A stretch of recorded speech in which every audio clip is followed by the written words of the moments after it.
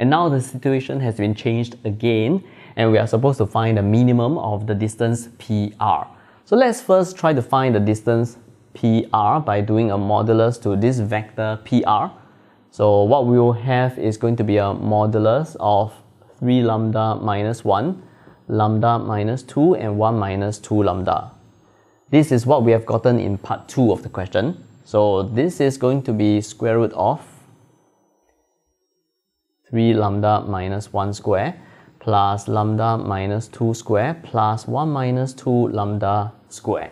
Let's expand and simplify this. So it will be a square root of, this is 9 lambda minus 6 lambda plus 1.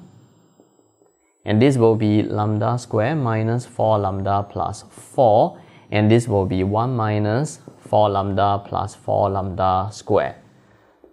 Simplifying what we have here, it will be a 14 lambda square minus 14 lambda plus 6. And what we have within the square root is a quadratic expression. In order for me to analyze the minimum of this expression, one of the possible ways that we can adopt is completing the square once again, like how we have done it in part 2 of the question. So let's try to complete the square for this. It will be square root of, let me factorize out 14, which will give me a lambda square minus lambda plus 6. So it will be square root of 14. Here it will be lambda minus half square minus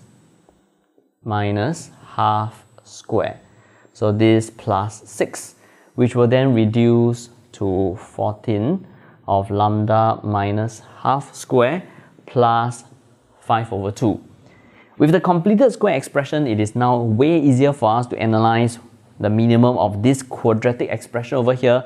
Since lambda minus half is going to be always bigger or equal to 0, that means the smallest possible this expression will go is when lambda is equal to half.